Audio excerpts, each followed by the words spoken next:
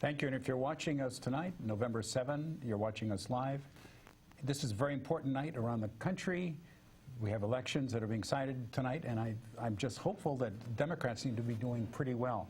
Here in the studio, we have Dorothy Gasquet, and the title of our presentation tonight is Dorothy Gasquet Taking the Political Revolution from Washington State to Washington, D.C. Hey, thank you so much for coming tonight. And you just came back from Washington, D.C. I did. I just came back today. And how long have you gone there for? We flew in on Saturday and returned this morning, or this afternoon. And you had an exciting meeting there? Yes, Tell us about your meeting. So I got to go to D.C. as part of the brand new Congress slate. We held a summit. And I got to meet all the amazing candidates that I'm running with. And we got to talk policy, and really just, it was incredible.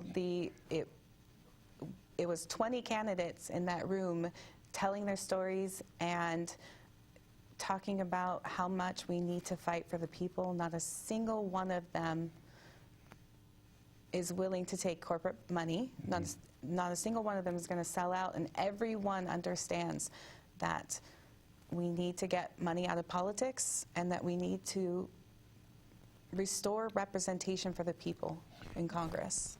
And tonight, you know, we were just briefly going over the issues, and you said that is the #1 thing. It always comes back to money in politics, and how to remove the pressures from that. So I think it's great. It's Bernie Sanders, of course, the last time around, that's one of his major focuses, right? How large were his donations? $27. You know, bring back small donations. What else did you discuss?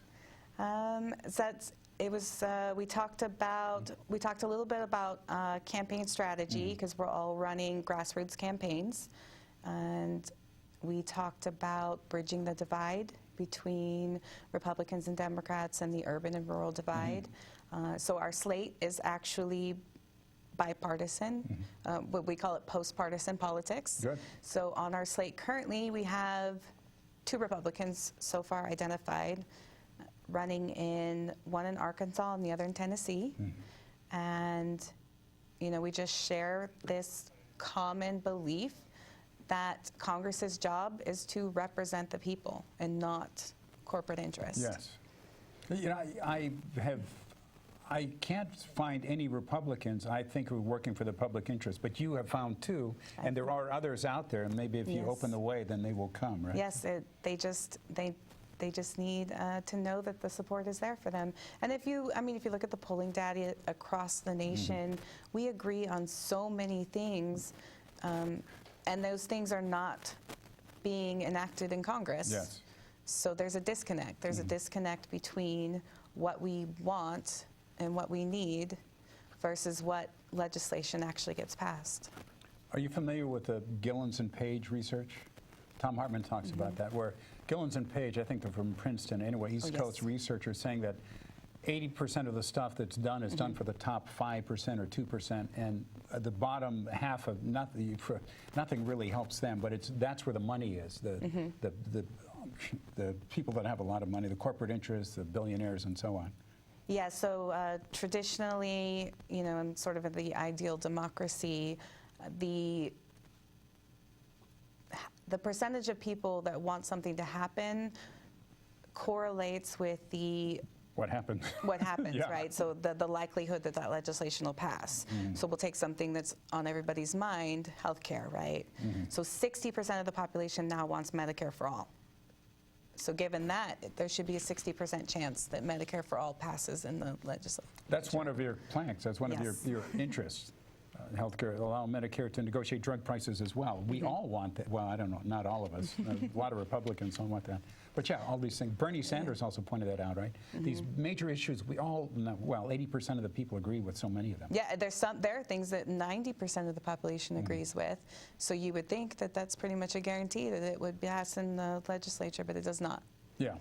Well, even now, I guess recently, the gun violence in Texas, right? The gun safety sort of stuff, people are ignoring that too. Yes, so universal background checks, that's like a 90% shared. It's both sides, Republican, Democrat, Independent, doesn't matter. We all realize that it's simplistic. It doesn't interfere with our rights. It's just ensuring that somebody can't cross state lines if they're unable to purchase a weapon in their state because they have a criminal, criminal charge, or they have domestic violence charge, or they're under protection order. These kinds of things.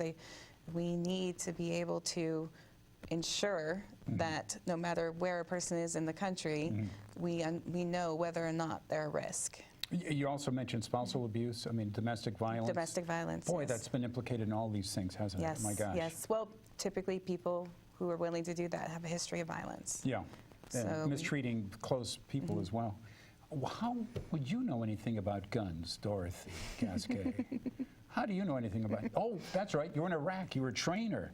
You were over there. Yes, yes. So, How and did- I'm not against the Second Amendment. I'm a gun owner, and I think that, I believe, yes, we need to find the balance, protect both our rights to own a weapon, but also we need to protect the safety of the public. Ability to walk on streets and not be afraid, parents not being fearful of the kids Yes. and so on, or Yes. in a church not being killed down. Yes. How did you get to be in Iraq? So I was stationed at, That's okay, station in. So I was stationed at Fort Irwin, California in 2004, and we got orders to deploy, but we're not a traditional combat unit. We were a training unit, and so we didn't have large numbers of forces. We had 2 combat squadrons and a maintenance. How big is the squadron? It's about a company size. It's a 30, 40? It's a cavalry regiment. Yeah. We just kind of use different terms. So basically a company, but Okay. so squadron, and so our maintenance squadron actually didn't deploy as a whole unit.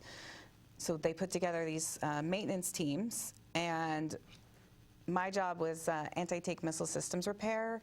I worked on the TOW, Dragon, and Javelin missile systems.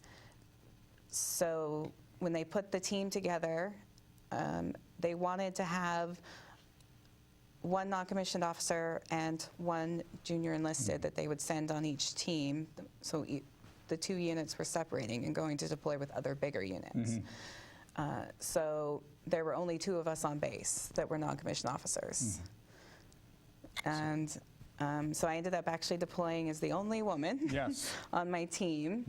And despite the fact that I begged for them to put another woman on the team, and I was attached to this combat unit and deployed with them. But there you're telling me in the training center you got a chance to practice what it is to be an Iraqi, at least to interact with them and so on, and you learned a lot from that. Yes, so we take on the role of Iraqi civilians in order to provide realistic training as we're trying to teach counterinsurgency tactics to units that we're preparing to deploy. And we had to study the culture, and we had to really learn to react as someone over there would react in situations like we would do mock election days, and we would do things where the units would come through and do a raid through our villages. So we would basically stay in these mock villages out in the middle of Mojave Desert, and taking on that position, that role. Well, one of the things we learn is that it's pretty easy to figure out how they'll react because they're human beings, and we all share that in common. They're not aliens. We all react pretty much the same, but learning about their culture and really learning to see the world from their perspective helped us be better when we did deploy, be better at being able to communicate with and keep violence at a minimum. I mean, that's the best we can do. I know. The best we could do was mitigate violence and try and keep our losses to a minimum. But you have a mathematics background, and your focus, not one of your focuses, is on game theory. Yes. When people think about game theory, they're not talking tiddlywinks. They're talking about interaction skills. How can we make people like us? How can we get along with others? And with the mathematical models and so on, you can determine what kind of works and what doesn't. So did that help you, that sort of background? Well, that came later. So I went to college after. Oh, so okay. yeah, so I went to college after. But it did help because we had to learn insurgency tactics in order to provide that realistic. What are insurgency tactics consist of generally?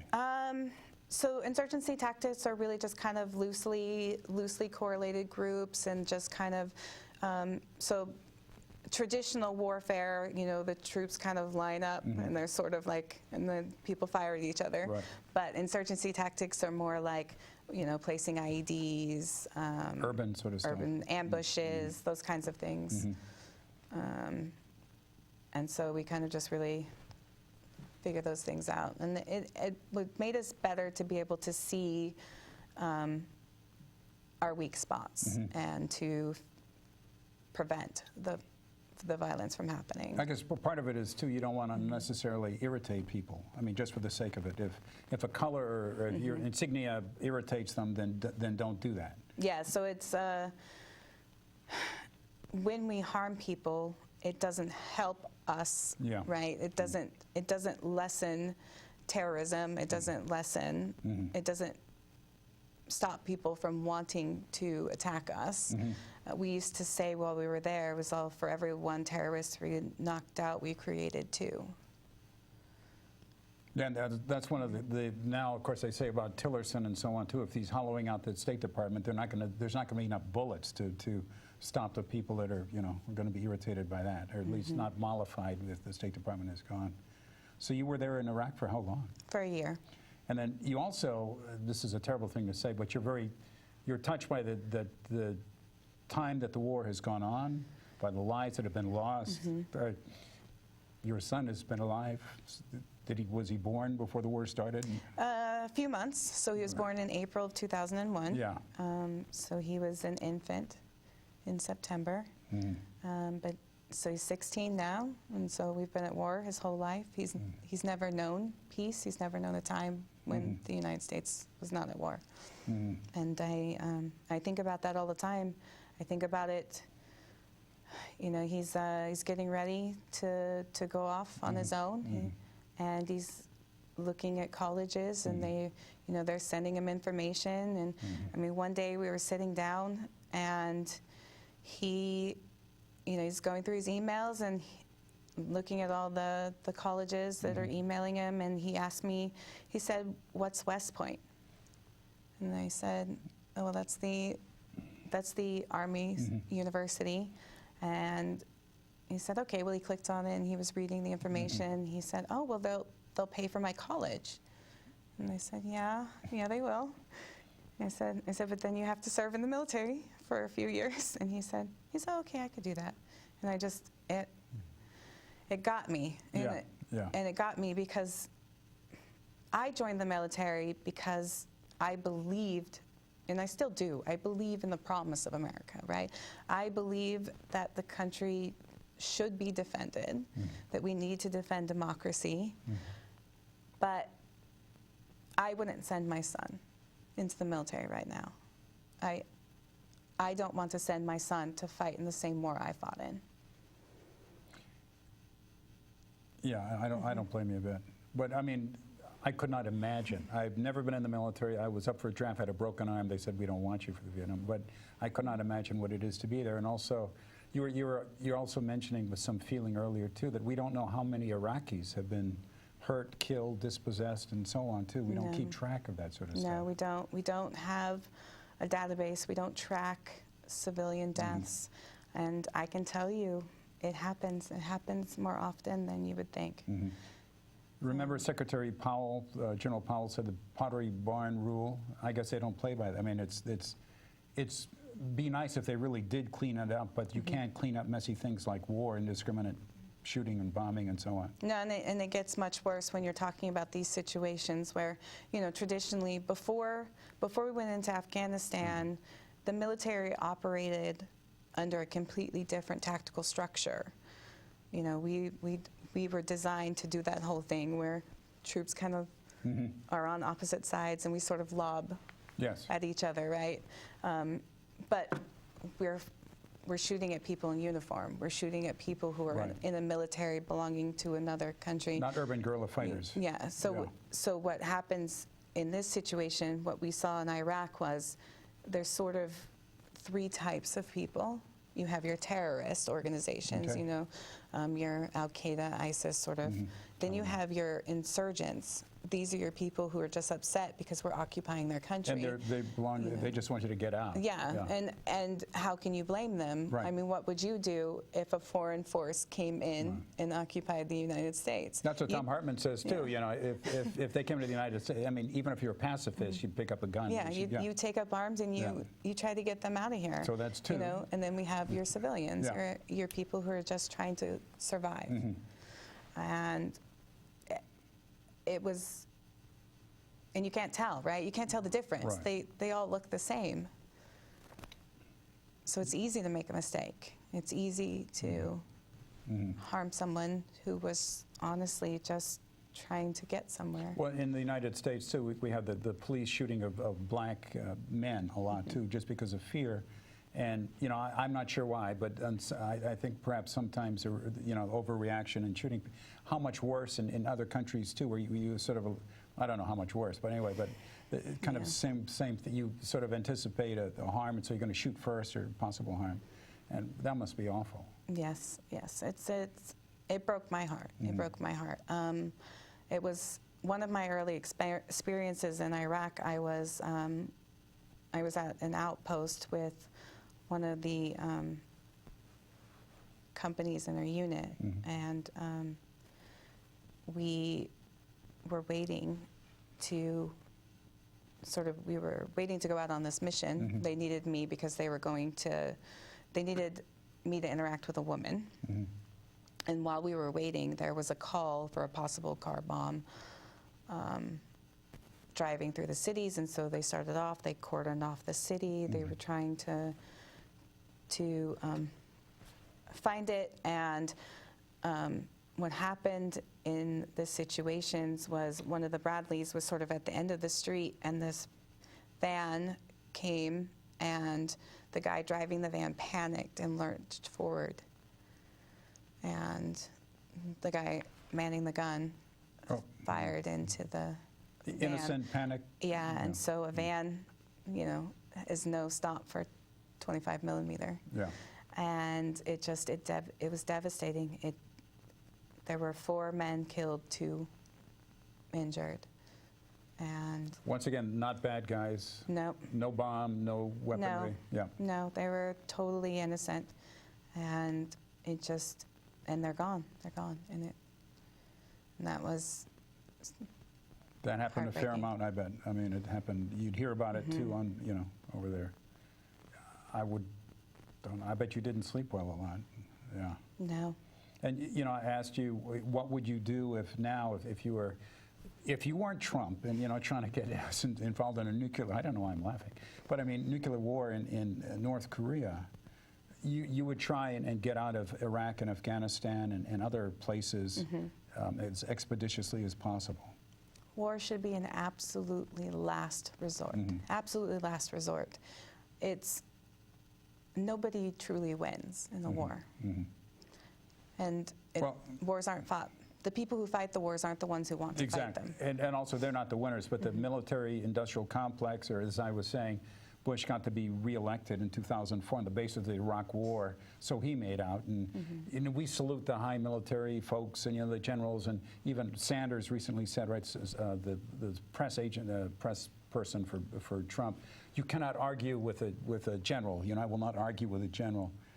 I do not want more wars in Iraq and Afghanistan and so on, or other places. Africa now, I mean, we started off in Afghanistan in 2001, and now we have troops in places our Senate doesn't even know. And that's what we're finding out, because Congress is not doing its job. You had said earlier that in terms of the founders, what the founders wanted for the country?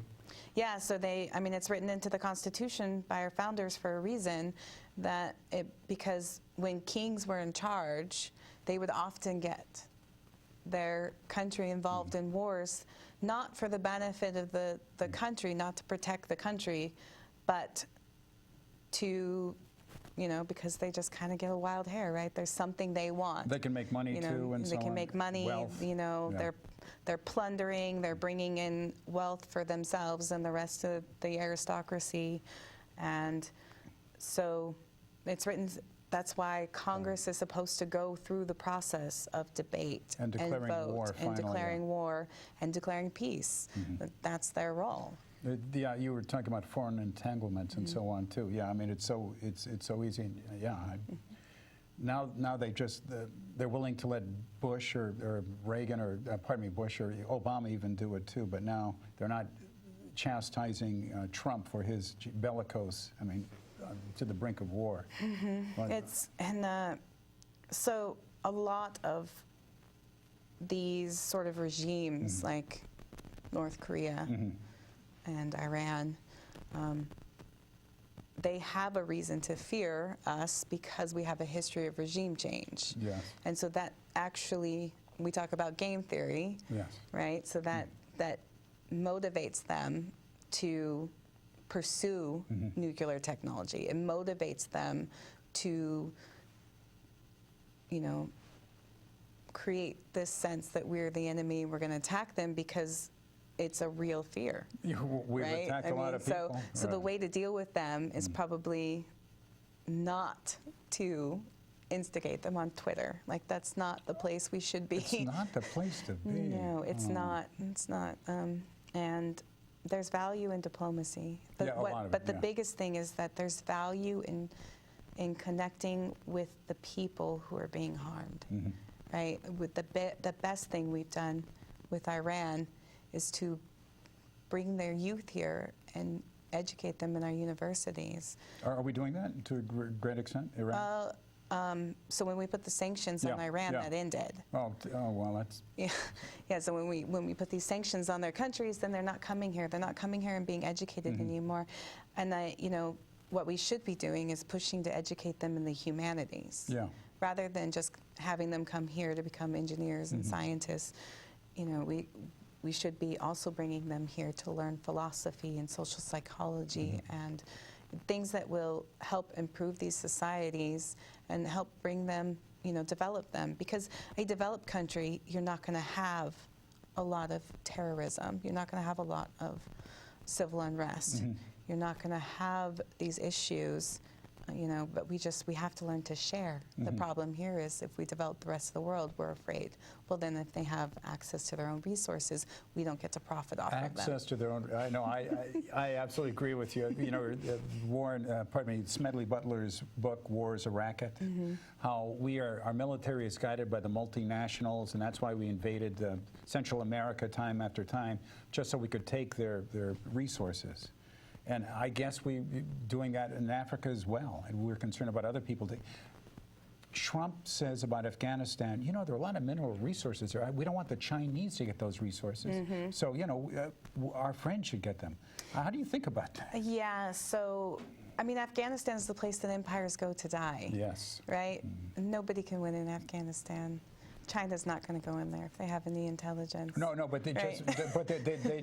Yeah, so that's the real thing with the argument, right? Is Afghanistan is not. It's not benefiting anybody. Yeah, but right? Dorothy, actually, all China wants to do is work out accommodations, a business thing. Yes. Not to send in the military, but and that I think is not a bad thing. But no, and certainly we can do the same, right? Yeah. We can do the same. We can all work out business, right? Win-win. Trade deals. That's the value in trade deals. There's that old Kipling poem about the person and the Tommy, the soldier there, who shoots himself rather than going to the tender mercy of the Afghanis when they come out at night and do terrible things to you. Empires go to die. Russia, Alexander, gee whiz. And now we're in there too, and the longest war, longer than your son has been alive? Well, about very the same close, time. about the same time, yeah. About the same time. So he's 16, and we've been at war for 16 years. I'd and rather have a that's- son than, you know, be responsible for all the carnage, the death, this point. I mean, meanwhile, we're stripping America to engage in those wars. Yes, we've got people in this country. We've got people in this country without access to clean drinking water. Yeah. In the United States, you know, and we're worried about third world countries. Yeah. Like we need to be I worrying agree. about our own issues, our You own know, problems. we're going to shift topics here in just a little while and come to to your running and what you're going to do and so on too. But it, boy, you've been through a lot. Haven't you? You've seen a lot. I could not imagine. And also, we have been so negligent. You know, one of the things I guess about gun safety in this country too is we don't keep track of gun deaths, of gun harm and so on too. Similar to what you're saying is we don't keep track of the deaths of the people that in Afghanistan, Iraq and so on that instead we hide those numbers. It's just Chelsea Manning, right? When Chelsea brought over the helicopter gunning the people down and got thrown in the brig forever and without clothing and tortured and all this other stuff.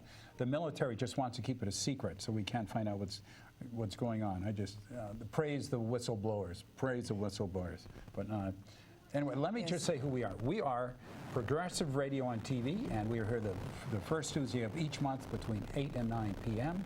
And if you have an idea, if you have a show you want to put on, please call up Willamette Falls Community Media Center. There you see the number. And oh, there you are, look. Oh, wow. That is lovely. Yeah, that's a nice thing. And your website. Please tell us your website.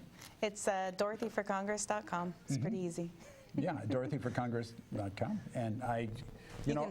You can also get there at D4C.vote. D4C. Good. That's the shortened version. Yeah, well, it's lovely. And you have a list of issues there, too, and I've downloaded a bunch of these. Yes, we are. We're still working on updating our platform, though. It is more extensive than that, but... Yep. Big money out of politics, corruption, abuse, or misuse of power, or trust. Let me just get this, Dorothy, okay? Thank you, caller. Tell us where you're calling from and what your name is. I'm calling from Vancouver, Washington. Great. Your question or comment? Yeah, I just wanted to let Dorothy know, because I know it's really important over there in Vancouver, that it looks like the Port Commission race is going to the side of the people, and it looks like Don Orange is quite a bit ahead at this point. I think Dorothy is relieved, caller. Thank you so much for calling. Great. Any other news? Although that's quite enough. Thank you. I bet the callers hang. Great. Thank you very much. Yeah. So tell us about that. Get a little teary-eyed for that one. Yeah, I could see you were wow. shocked. Good. So this port race has been intense. It's been intense. So we have two candidates in the race, Don Orange, who is running to stop the oil terminal from being built there, because in Vancouver, we don't want to be an oil town. Yes. And also creating transparency at the port, because this negotiations that happened with Tesoro to build the oil terminal at the port were done before the public was ever allowed to know it was happening, and that's not the right way to do it. We were just talking about transparency and Yes. guns and deaths and so on too. So Good guys, and then the other candidate, Chris Green, what is bought and paid for by the oil company, though he wouldn't publicly admit it, to the tune of over $350,000 directly from the company that would benefit financially from the building the port, which is a complete conflict of interest. Shouldn't that be illegal? It should. Yes, It should absolutely. definitely be Yeah. illegal. Yep. But there's a loophole in Washington state law that, because we had less than 200,000 voters in the port tax area, that there's no campaign limits. And so if we just had like a little under 25,000 more voters, Yes. that wouldn't have happened. But we also found, so I organize with our local chapter for Represent, which is an organization that is trying to get money out of politics and to pass the Anti-Corruption Act, the American Anti-Corruption Act, which will help regulate elections and campaign finance, and stop political bribery, bring transparency to the system, and fix our broken election systems. And we found while we were working that the port, the Vancouver port, doesn't even have an ethics policy. And so there's nothing saying that had Chris Green wins that race, that he would have to step aside for any vote, which is what should happen. Right. Even Wilbur Ross says he will do so. Yeah, if there's a conflict of interest, they should not be participating in that decision-making process. Yep. But I mean, money in politics is a problem across America. Yes. And so we have politicians who are violating that basic ethics, of conflict of interest, and they don't even know. They don't know that they have a conflict of interest. Well, good for you for doing that, though. I mean, gee whiz.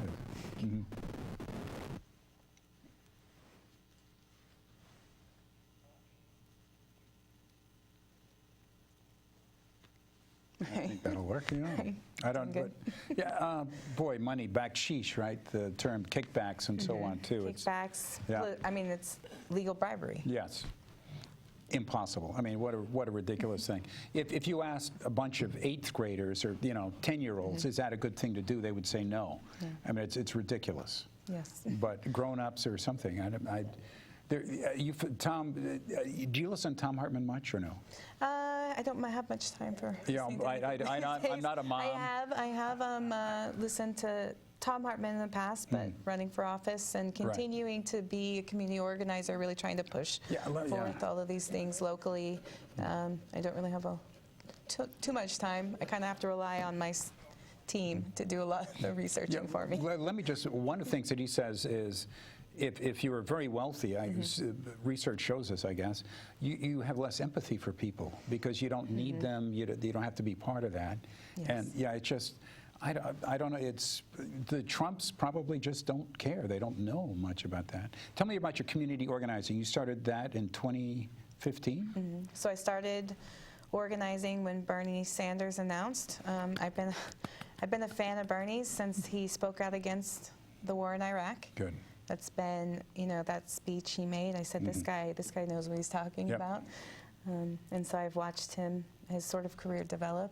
And when he announced his run, I said, I've got to get this guy into office. And so I started trying to build that momentum locally. And then I realized that during that process that the Democratic Party also needed some help. And so continuing through just building party participation, getting younger people involved in politics. Yeah, you said you've lowered the age now? Yes, we lowered the average age of the Washington State Central Committee and brought a lot more people, not just voting, but also actively participating, running for office, and really engaged because that's what it's going to take, right? We can take on big money, and we can do it at the ballot box. That is the beauty of America. The beauty of our structure is that we can win with people power, but we just need to get people involved and excited and showing up. And but the most important thing we have to do is give them a reason to vote. And that was the beauty of Bernie Sanders. I loved his 15 points, and it drove me crazy. I made some bumper stickers also for Hartman that said, for Bernie, that says, it's the issue's stupid. I mean, but he just focused on that with laser-like view. I mean, what's not to like? Climate change, a whole bunch of getting money out of politics, the war thing, paying for students, and Medicare for all, the whole thing. I mean, just focused on that. I just love that. And hopefully that's going to happen again in the near future. Yes, so your points are those points too. Yes, so absolutely. Yes. So between basically, there's two organizations right now, Justice Democrats and Brand New Congress, and we've been endorsed by both, and we've joined their slate. And so they're going around the country and finding, and like Brand New Congress, they like to say, extraordinarily ordinary people doing extraordinary things. to run for Congress because we need people in office who share our experiences, who know what we're going through, who have not been handed a silver spoon in life, who have not, who aren't wealthy. Because the problem is it's not just the fact that the wealthy are buying our politicians, is that barrier to even get into office means that it's mostly wealthy people who get into politics, who run for office. And so we have this. We have a slate of 22 candidates in brand new Congress now, 20 or 30 now, I think, with Justice Democrats, all identified running on the people's platform, running to get money out of politics, guarantee health care as a right through Medicare for all, and dealing with the big issues we're facing, climate change, poverty. We need a living wage. Our infrastructure is crumbling. We need to get out of these wars. We need foreign policy that makes sense. Yeah, no, foreign policy, but I agree, domestic too. And these are the things that you say that well over half the people agree on every one of these things. Yes. Well over half. Yes, yes. So when I went to this brand new summit in brand new Congress, and it was amazing because all of these people I had never met before, we all sounded so much alike, right? Because we all come from. A lot of us, we were heavily involved in the Bernie movement. A lot of us were delegates or organizers. And so it's easy for us to speak that language and to carry that message forward because people are hurting and we're struggling. We are a country in decline. Yes. And we need to focus on what matters. We need to focus on the fact that we have people in this country being forced into homelessness, not because they don't have a job, not because they're not working, but because what they make doesn't pay their rent. The Sunset Quarter out here, for instance, you have a lot of homeless people living there, and they just can't afford their apartments. I mean, they're just priced out of it.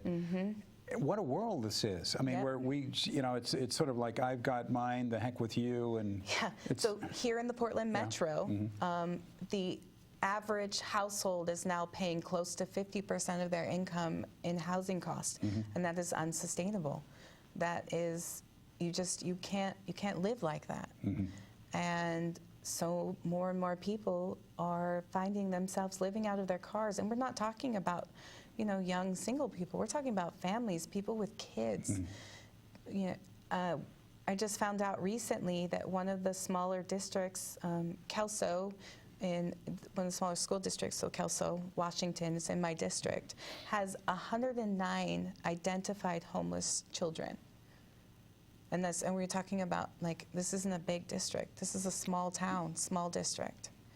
And that makes me wonder, what do the numbers look like? What do the numbers look like in Vancouver? What do they look like, where we have lots of high schools, lots of elementary schools, lots of these kids who are struggling. And how can you learn? How can you learn if you're not even sure where you're going to sleep at night? Yeah.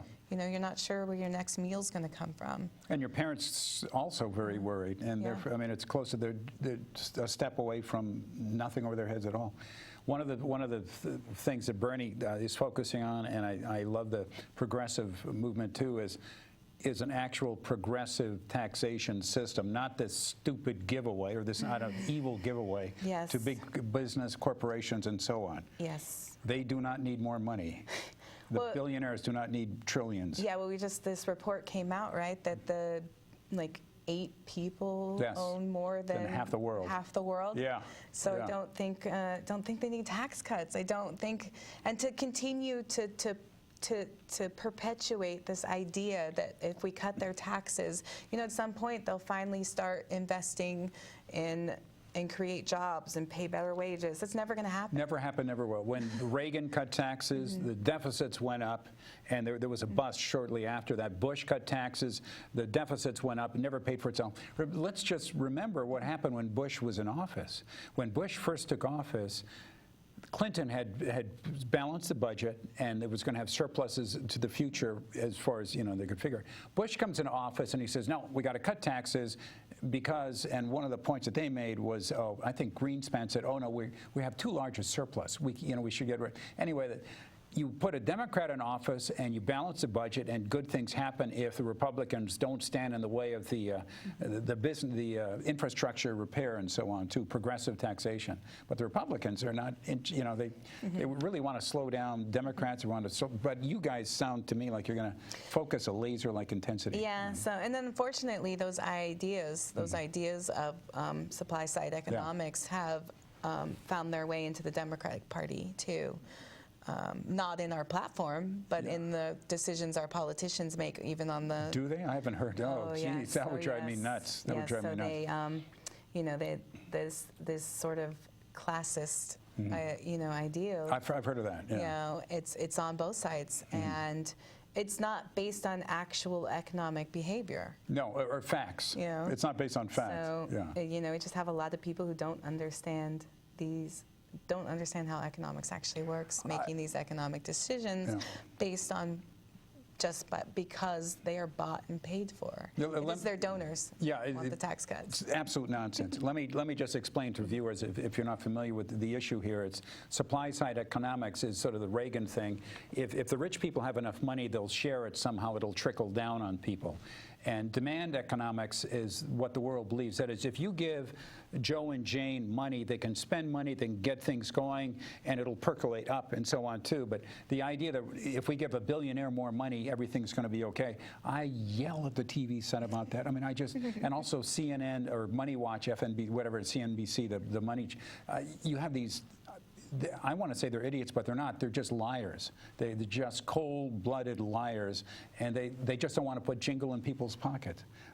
Just in order to help with things like homelessness and so on too, and pharmacy and whatever, we have to start thinking humanely. And it appears to me you really are with your, It's kind of fun, I bet, to get in a room of idealistic people too. Yes, it's one of those things.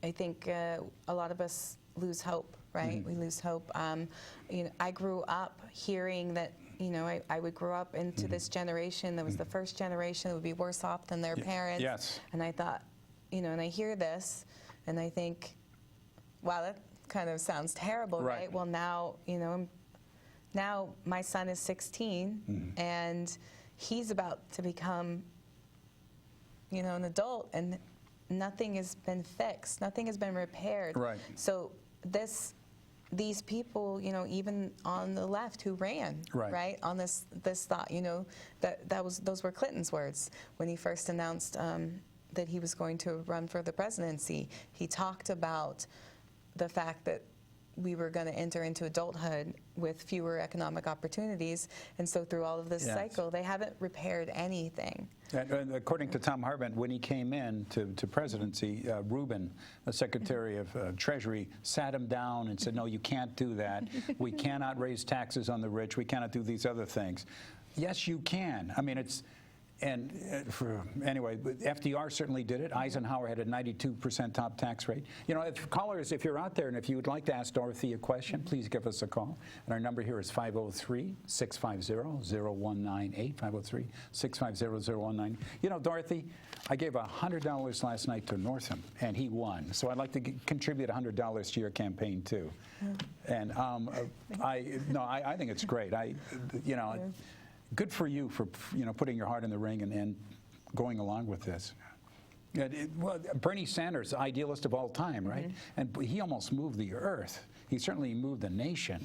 I mean, just incredible. No, I think he did. I think he did move the earth. Yeah. Some people still try to, they feel sad or, brokenhearted about losing the primary. Oh boy, we didn't.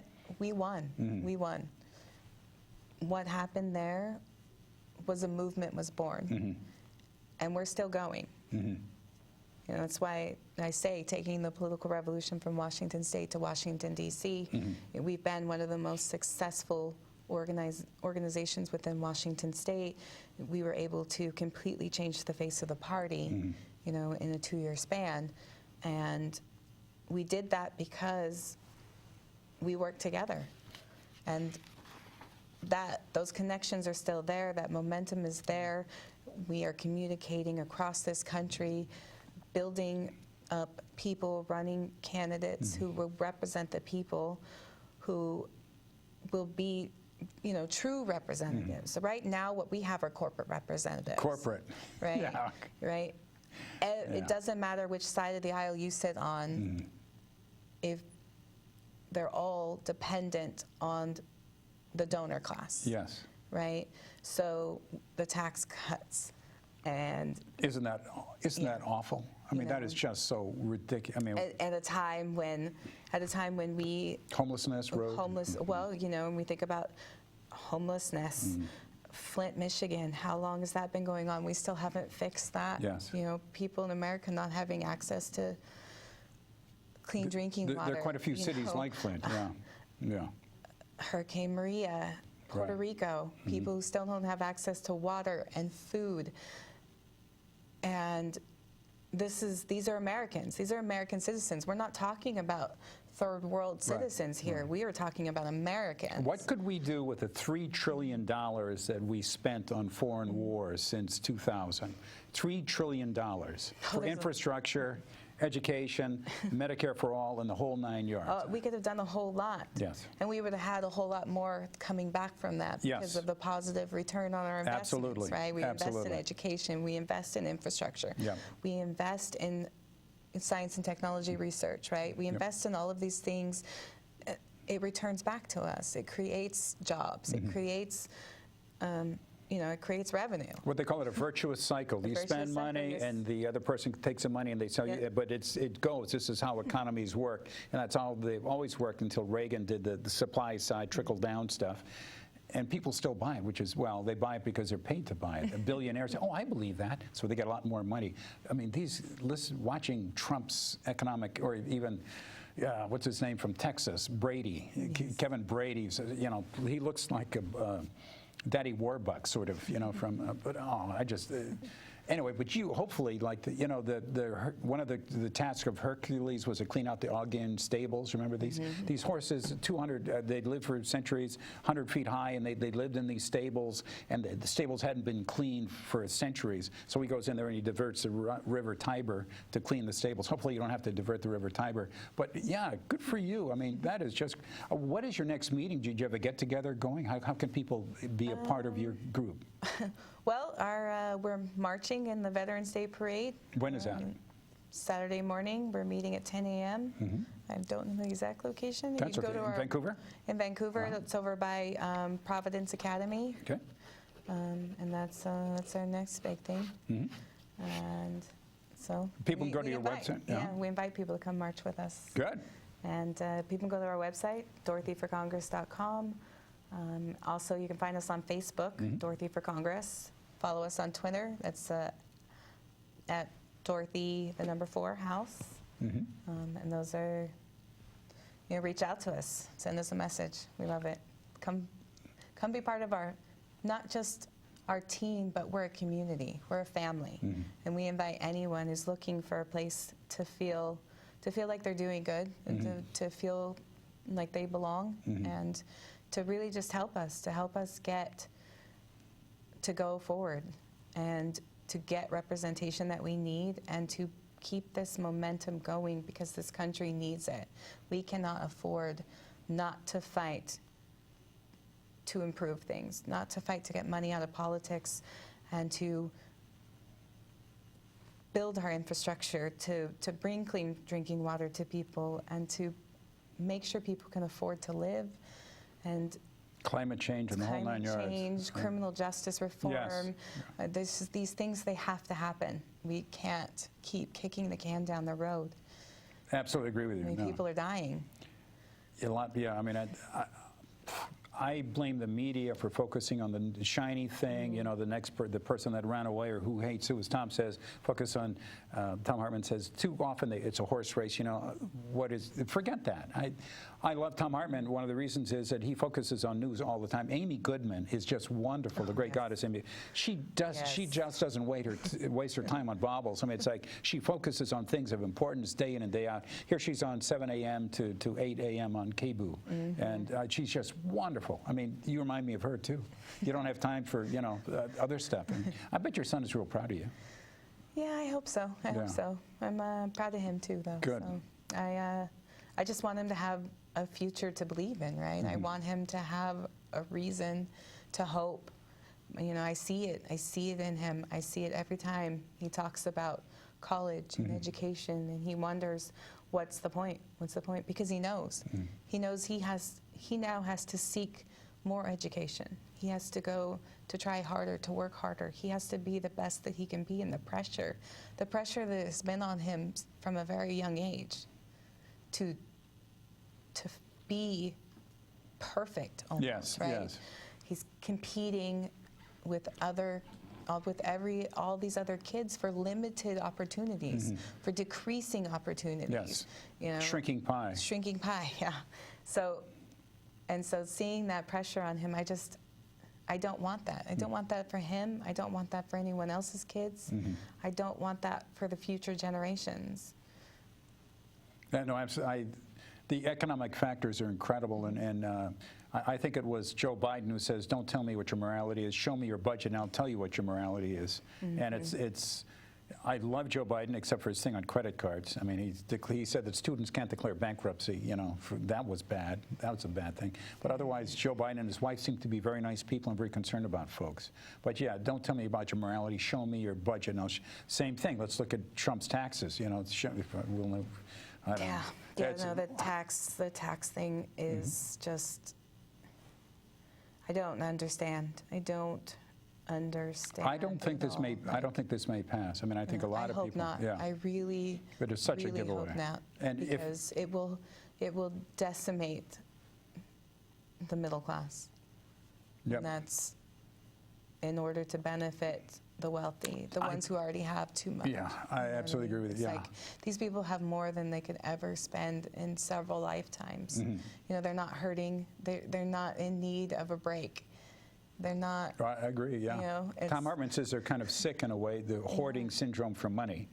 But Hoarding syndrome, it's greed. It's greed, and you know we have to regulate it. No, I agree with you. Let's get back to, so your focus now, you're running for representative, and actually it's, I wrote down when the basic calendar for August, July 14 is your primary, the primary starts in your state, I think. Yes, so ballots drop. So Or ballots August, get mailed out. July 14, and then Yeah. that's great. And then That's my birthday. Maybe that's a good Whoa, sign. is that right? Oh, good for you, July 14. Good for you. I think my son is born on the 21st of July, but good for you. That's a good time too. And then the final date, let's see, and a year from now is a general election. Yes. And that's when hopefully you'll be striding down Yes. and say, okay, all right, swear in the Bible. That's good. Yeah.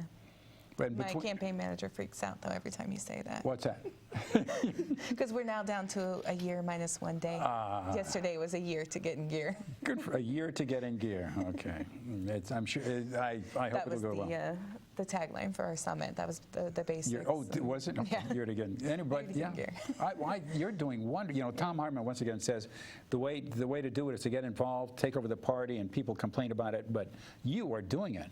I mean, Yeah, well, there's no other thing we can really do, right?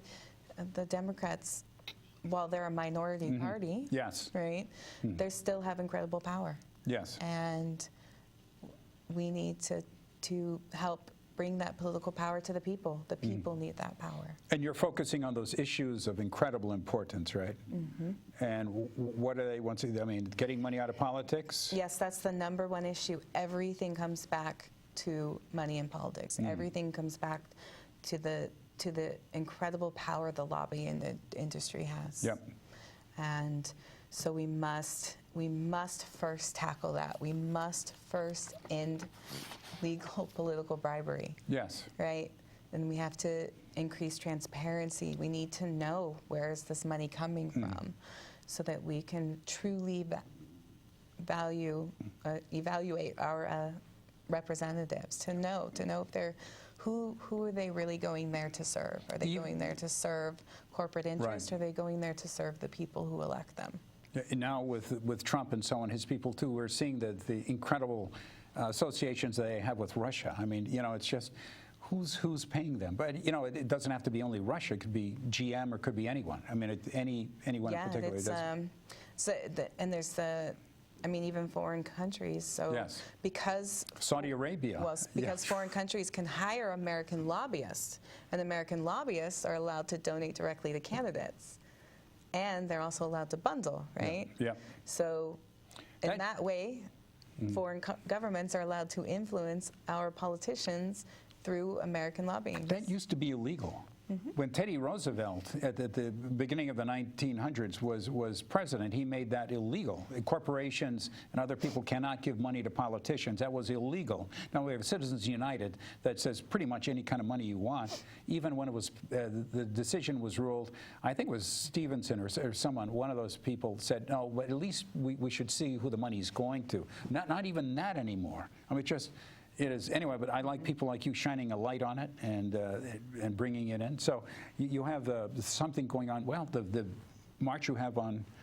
Where's your office in Vancouver? Or? We don't have one yet. Not yet. So we're still working on fundraising. Good. So well, I'm glad to donate my money to you. Yeah, it's not much, but anyway. So we have your phone number as let's see, 503-969-1260. Yes. 503-969-1260. But more importantly, I guess Dorothy. DorothyForCongress.com, and you can connect with us through there. Yeah. You know, reach out on Facebook, on Twitter, any way you want to. You know, and that's. You call that number, my campaign manager will answer. Yes, I've met her, a really delightful person. Yes. Yeah, and you She's just came wonderful. back from the beautiful, I guess, 2 days in Washington, D.C. Yes, we had What a whirlwind. incredible time, and you know, but we're ready. We're ready to hit the ground running and really take this momentum to win. And just it brings me hope, and I just want change. Important. I want to. Boy, the world is the world is hurting. United States is Yes. hurting unnecessarily. All it takes is some redistribution, some farsightedness, and people can have so much more than they have now, right? I mean, it's just ridiculous. Yeah, there's no reason. We're the wealthiest nation in the world. There's no reason we should be seeing what we see. Well, you're talking about the poor people in Kelso, the 109 homeless? 109 homeless students in one small school district. Yeah. And these numbers are growing. They're not shrinking. They're growing, right? The trends are not good. Yeah. And it's unraveling, the great unraveling, yeah. So we have, and there's, you know, if we don't do it's, but anyway, thank you so much for being here, Dorothy. I mean, you are doing so well. I mean, my heart is out to you, and I could see your heart is out to the people that need it as well. Boy, good for you. And anything I can do, like maybe you'd like to come back in the future too. Oh, absolutely. Oh my gosh, you were just terrific. Your heart is touched as it should be by this. I mean, if we're not touched by tragedy, by need and so on too, what are we? I mean, good for you. Thank you. And, well, I thank you so much. And once again, this is Progressive Radio on TV. Then we're the first Tuesday of the month from 8 to 9. But tonight we're Dorothy. Dorothy goes to Washington, D.C. from Washington State. So you have a year to go. A year to go. And you're going to get geared up. Yep. And the media campaign is going to get geared up. You're going to volunteers. We are prepping now to begin our field game, but I mean the biggest thing we need are those small donors at this point, so we can pay for the infrastructure we need, pay for our staff, pay to open an office. Small payments. Small payments. Big changes. I will take it. I will gladly. I will say I will.